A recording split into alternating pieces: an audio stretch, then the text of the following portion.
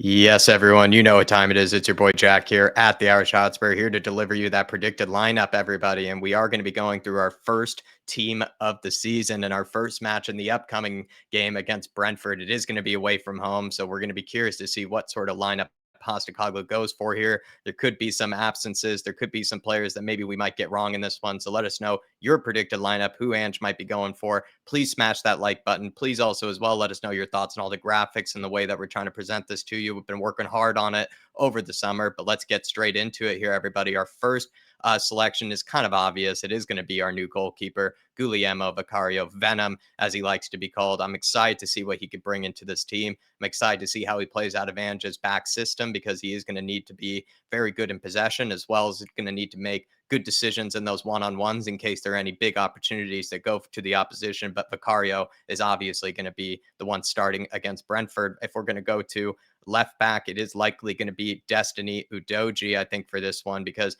Destiny, to me, I think, has probably proven himself the most this preseason. He's looked the most comfortable at left back defensively as well as going forward, whereas Sergi Reguilon maybe hasn't looked as comfortable going forward. I'm really excited to see Destiny Udogie. And if you didn't know, if you haven't seen our season predictions, I actually think he's going to be the young player of the season for us. But going over into the other side to right back, we're going to be going with Emerson Royale. He's going to be the other partner in the fullback system. I think he's probably looked better than Pedro Porro in this right back system or in this right back position. I think he tucks in, is able to play into infield and be able to play as sort of that defensive midfielder when he tucks in quite well. I think his possession skills have improved dramatically. And just overall, I think he's improving every single match and every single game. And I think Emerson is probably going to nail down that right back position. And we'll see how he takes on this season. But going into the right sided center back position alongside our boy Emerson, it is going to be Christian Romero. And it is going to be a huge season for Christian Romero here. I'm excited to see whether he can prove some of the haters as well as some of the doubters wrong after some of the speculation that was tossed towards him last season about his loyalty.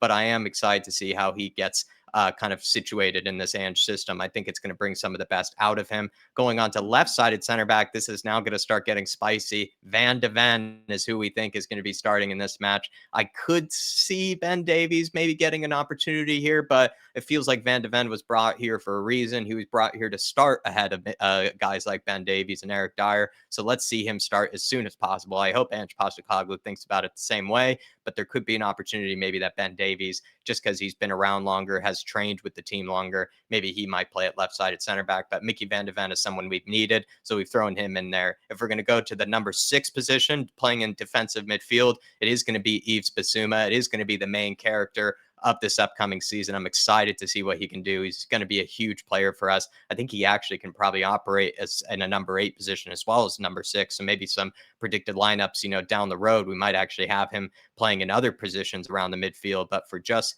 against Brentford, we're putting Bassuma at the number 6. Going into sort of the number 10 position, it is going to be James Madison. I'm excited to see James Madison playing against Brentford. It also is going to be a huge season for him because now that Harry Kane is gone, he's going to have to take on some of that creative burden that's going to be left behind from Harry Kane. It would have been nice to just have them both here so that they could use each other. But now that the big H is gone, James Madison is going to need to have a huge season in the creativity department now that we've lost our other big creating force in Harry Kane. But the other midfielder that we're going for to partner along Madison as well as Bassuma, it is going to be the young boy, the star boy, Papa Mata Sarr. He is going to have a huge season for us. It's actually Dave's young player of the season, if I'm not mistaken. So that's going to be an interesting one. And also, too, I think he best suits this sort of hybrid number 8 type position because he presses really well. He covers the pitch much quicker than others do. He just has such a good range of passing, very technical, gifted midfielder, and just very good in possession. And I think he just suits the system almost better than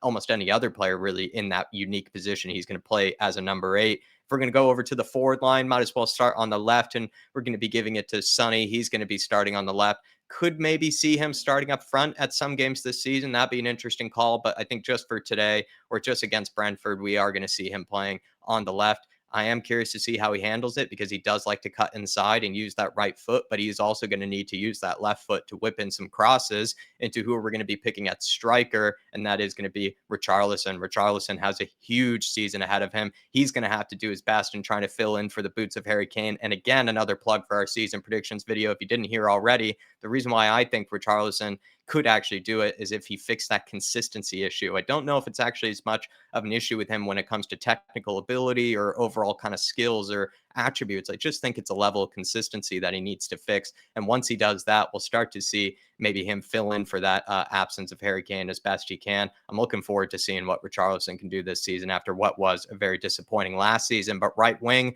last but not least, Kulusevski is going to be given the go ahead off of a fresh new contract, off of as well, kind of the official confirmation of his transfer over to Spurs. I know he's been with us for a while now, but it has been confirmed, and now he's finally our right winger. And let's see what he can do this season after also what was maybe a bit of a disappointing season for him last season too. So plenty of players that we had to pick from, and we've gone for this 11 here. This is going to be Ange Postecoglou's first 11 against Brentford, at least according to Dave and I. Let us know if there are any players that we might have gotten wrong here, any players that you might see put in different positions, any of that kind of stuff. Leave your comments down below, please. Hit that like button for us as well with the big change in graphics and everything that we've been trying to work on over the summer. But that will leave it, everybody. Look forward to the rest of the predicted lineups this season. Come on, you Spurs. And in the big Ange, I trust. Everywhere we go.